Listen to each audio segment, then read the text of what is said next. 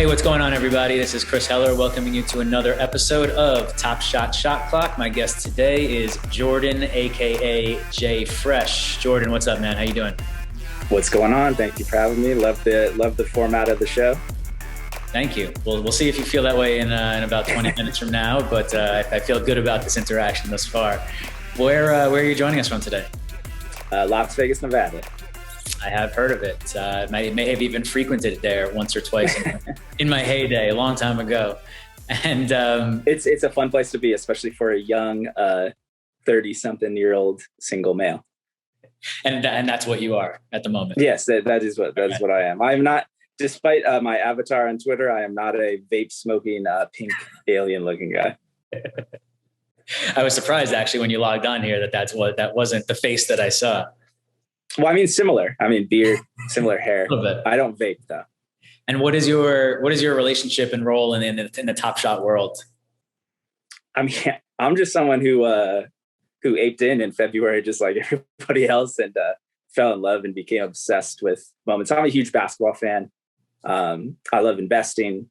I love collecting. I've been collecting sports cards since I was a baby, 5 years old.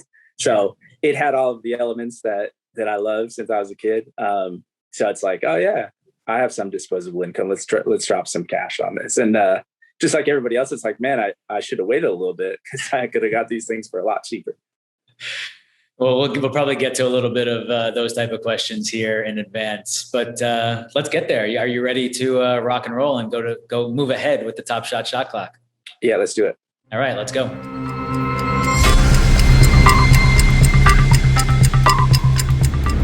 All right, question 1, 24 seconds on the clock. Where does the nickname JFresh come from? JFresh. So at a previous job, I wasn't allowed to use my real last name. And I was on the phone with someone for this job specifically, and they asked me my last name and it caught me off guard. So I kind of had like a Mrs. Doubtfire moment. And I was like, and I saw fresh, the word fresh on like a piece of paper next to me. So I said, oh, my last name, it's Fresh. And then everybody loved it, started calling me JFresh, and it just stuck ever since. So an actual last name, not just like a cool J-Fresh because you're fresh and cool, as anyone would think. You literally used it as your last name. No, a lot of people think it's, I'm referring to myself as fresh or cool, but right. No, it was an accidental. I couldn't think of a fake last name. Fresh popped out and it stuck ever since. All things being equal, you prefer jersey number or serial number 1? Serial number 1. Dingling's going to have them all here pretty soon, so I might have to settle for a jersey number, but number 1. Let's say I never have been to Vegas and I'm coming this weekend for my first time. What are some spots that we have to hit up? First one that I always take, my friends and family visiting to is vintage downtown Las Vegas. Everybody always wants to go to the Strip, but if you're local, you definitely don't want to go to the Strip. I love the old school downtown, which has been revitalized pretty nicely over the last 10 years or so. So we're talking like Fremont Street, old places like that. That's where, in my opinion, that's where it's at, Vegas. Yes, by Seth Shore, if I believe, right? The yep. Son of Mark Shore. Yeah. What is your favorite NFT project outside of Top Shot? It's probably Aku Dreams. I'm not sure if you're familiar, but it's former MLB baseball player Micah Johnson. The one that that's going to be the IP is going to be a Hollywood movie or a TV show or something. So Children Astronaut. I think it's dope. I think those are the types of NFTs that I'm into. There are a lot of cash grabs, as I'm sure you know, but this one seems to have a purpose and a community around it, and those are the types of things that I'm looking for when trying to get invested in an NFT. If you could work for any person in the world, who would it be, and what would the job title be? I would definitely I would work for the Houston Astros. I'd be their GM. That's what I'd be. Yeah. You're an Astros fan? Yeah, I'm a huge Astros fan, which I know a lot of people don't like, but love the Astros. I would love to be their GM. I play fake GM in a huge fantasy baseball league right now with 78 man rosters. So I feel like I could do it. That's what I would want to do. Probably more qualified than half the GMs in probably in baseball. Yep. Anyway, what is Top Shot's biggest problem right now?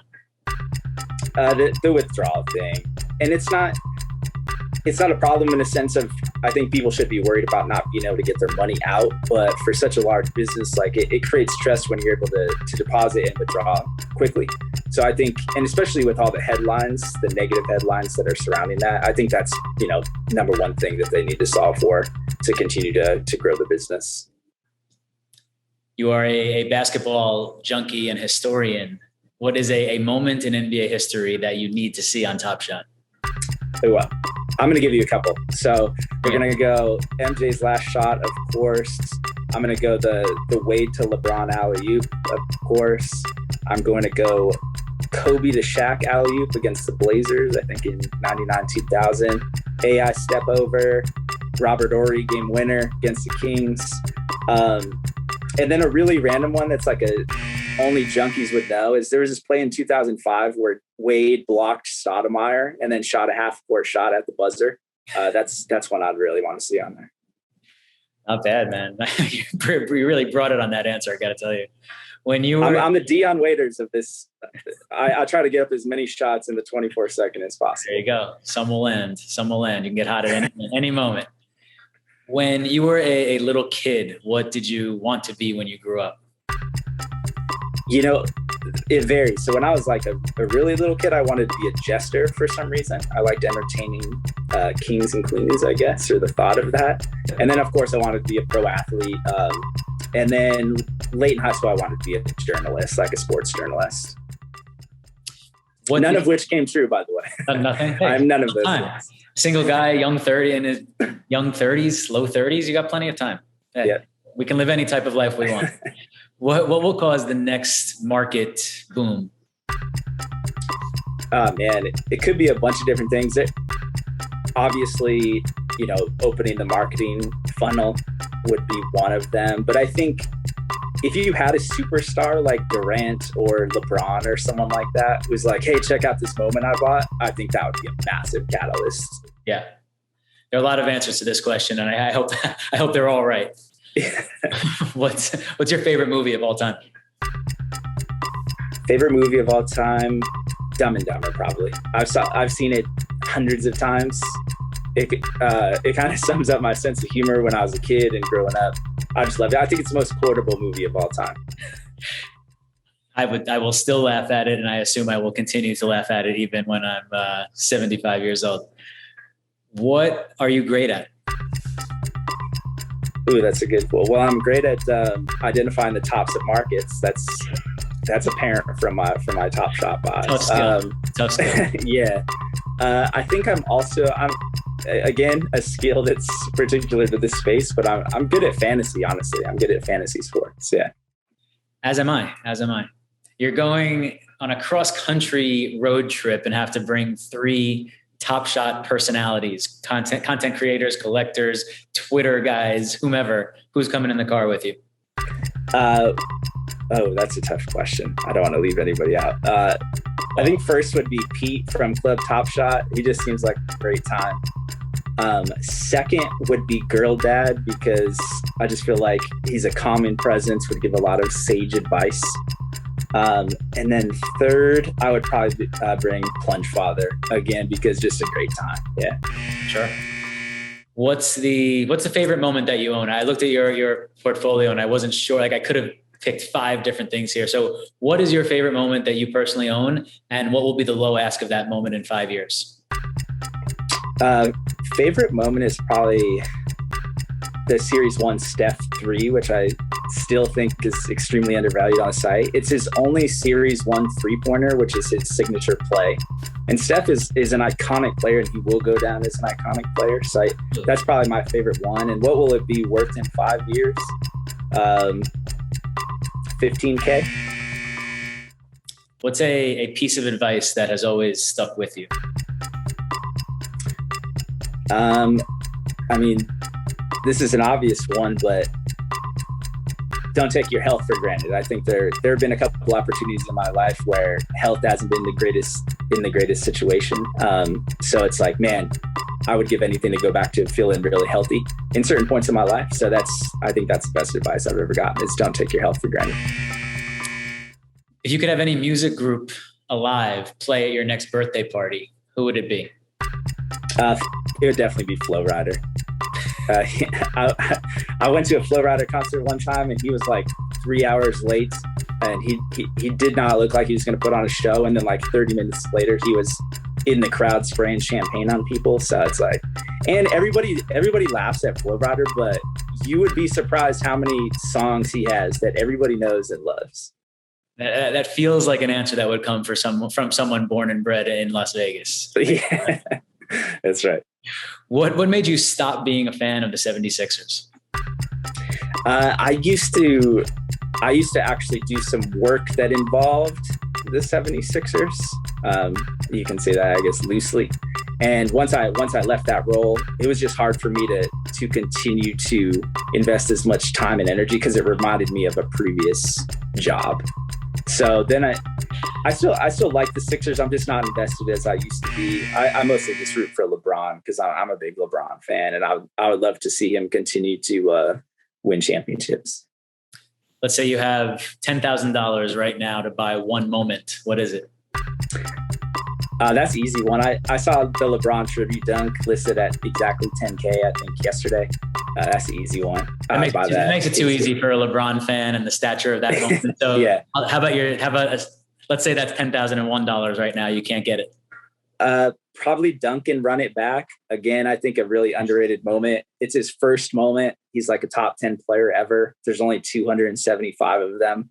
I suspect that in a couple of years' time, there will be not many listed on the site. He's about to get inducted to the Hall of Fame. I think that's the best value, like higher price moment on the site. I like that answer. I might go check that one out after we're done recording. I'm giving away my secrets. I've been watching it. What would you eat for your last meal? Probably Taco Bell. I'd probably go cheesy gordita crunch, Doritos taco. Yeah. Coming out of left field with that one. I love it. What is a Top Shot regret that you have? I mean, same regret as everybody, buying when it was peak hysteria in, late February, early March. And another regret, which I have no control over, that's related, is I actually saw Bale's article on my Twitter feed and I did not read it. It's just one of those things where it's like, there's so much great content online. I was just like, oh, yeah, whatever. Right. So it's like, oh, that's a regret. I was like, man, I should have just read that. I'm sorry for it. What is a book that you think everyone should read? Ooh. Well, I mean, since we're on the topic, probably Bill Simmons' book of basketball. Most comprehensive basketball book, in my opinion. Really fun, obviously. And in terms of talking about historical values of players, which is very relevant to Top Shot, sure, I think that gives you a good idea of where some current players could end up on the pantheon, as he would say. Yeah, it does definitely capture the history of this game very, very well. Who is a content creator in the space that you just can't miss? You have to consume all of their stuff. That's a good question. I think Jennifer does a really good job, and it's because I think she compacts a ton of information into her YouTube videos, where it's not overdone at all. She doesn't waste any words. She doesn't waste any breath, and it's just like, boom, here's 5 minutes. Here's what happened in this week in Top Shot, and I think it's a great little recurring segment that she does. If you could give a TED Talk on any one topic, what would it be? I would say how to create a great Tinder profile. I feel like I've done a ton of work on that. Yeah, I've done a ton of work on that in my life. I feel like I know what works, what doesn't work. Speaking of Tinder, I can't wait till I can. This is probably like a couple years away, but I can't wait till we can upload our moments to enhance our Tinder profile and be like, look, this is what I own. You'll just be showing off all over, and it's gonna get ugly. What is the best trip you've ever taken? Best trip I've ever taken. I'm also a huge Cowboys fan, so one of my favorite trips of all time is going to Cowboys Stadium, watching a game, but the cherry on top is playing on the field. They give you like a free tour of the stadium, and you can play on the field for however long you want until they close, basically. Yeah. So playing catch on Cowboys Field, Cowboys Stadium, one of the coolest trips of my life for sure. So Cowboys, Astros, 76ers, LeBron, you're all over the place with. Well, that's what happens when you're born in. Yeah, that's what happens when you're born in Vegas. Right. We are up to our 24th question here. Just flies by, man. In 24 seconds or less, how would you convince someone that is skeptical about Top Shot to get in the game right now? I would say, number one, the sports memorabilia industry is like a $6 billion industry. So there's clearly an appetite for it. And that's considering all the friction that's involved and the hassle involved in sports collecting. You have grading, you have shipping, you have receiving, you have storage. So I think Top Shot can capture all of those things in almost a 5 or a 10x way, because it's so easy to store. It's so easy to buy. It's so easy to sell. And people love investing, especially in the last year during the pandemic. So it kind of captures all of the things that I think captures people's attention. And there are 2 billion NBA fans in the world and only 500K on Top Shot right now. So there's a lot of room for growth there. I think we might be going the other way with that one, but we'll accept it. Yeah, no, I knew I was running out of time, but sometimes you just got to go over. Thanks, man. I appreciate you joining us today. Where can people, if you want them to find you, find the infamous JFresh? Yeah, I mean, I have nothing to promote. I'm just a bystander on Twitter who likes to talk about Top Shot. But you can find me at JFresh. It's 2 S's, 3 H's, and an underscore afterwards. We'll put it right there for everyone to see and write down and save on their favorites, because I'm sure that is what they'll do after seeing this virtuoso performance here. Dion Waiters. There you go. Lucky we caught you on a good day, because it could have been a 223. Yeah, I got caught. I got the irrational confidence halfway through. There you go. Thanks, man. I appreciate your time today. Thanks for joining us, everyone, for another episode of Top Shot Shot Clock, and we'll see you next time.